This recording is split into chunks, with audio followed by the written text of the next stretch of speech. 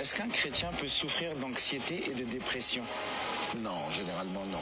Alors le type qui est pasteur, il reçoit une question qui est très simple. La réponse, elle est très simple, vous l'avez sûrement déjà. Et lui, qu'est-ce qu'il fait? Il vous donne évidemment la mauvaise réponse. Il n'est pas fichu, à la lumière des Écritures, de vous donner la bonne réponse. Écoutez bien. Oui, parce qu'ils sont hyper charnels parfois et ils marchent selon leur âme et non pas selon leur esprit. Et ils ne travaillent pas leur esprit avec la parole de Dieu. C'est de la très mauvaise théologie. Il ne faut pas faire de lien systématique entre être charnel et être dans l'anxiété ou la dépression. Bien sûr qu'il y a un lien, mais ce n'est pas tout le temps le cas. Je peux vous donner plein d'exemples bibliques.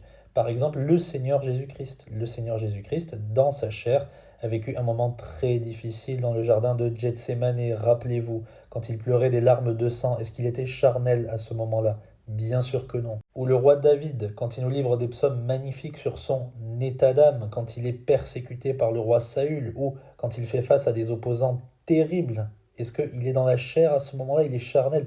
Non, puisqu'il écrit ces choses sous l'inspiration du Saint-Esprit. Ou l'apôtre Paul en 2 Corinthiens chapitre 1, quand il dit qu'il désespérait, il au pluriel, désespérait même jusqu'à la mort de tout ce qu'il subissait de la part de leurs opposants. Il écrit ça sous l'inspiration du Saint-Esprit. On est dans un monde affecté par la chute, d'accord? Donc dans notre chair, nous allons vivre des moments difficiles. On va passer par des périodes d'anxiété ou de dépression. Est-ce que ça va être permanent en tant que chrétien? Je ne pense pas, puisque Dieu nous donne beaucoup plus d'armes que les gens de ce monde face à la dépression et l'anxiété, puisque nous avons son esprit qui produit toutes sortes de fruits magnifiques en nous. Mais ce n'est pas parce que vous n'êtes pas assez rempli de la parole de Dieu dans votre cœur, que vous ne vous remplissez pas l'esprit des Saintes Écritures, que pas du tout, n'importe quoi. Il y a plein de gens que je connais qui ont vécu des choses très très difficiles, qui connaissent les textes par cœur pour se rassurer. Et pourtant, ce n'est pas simple. On va pas passer comme ça, paf, d'une étape à une autre, oh, parce que je connais tel verset.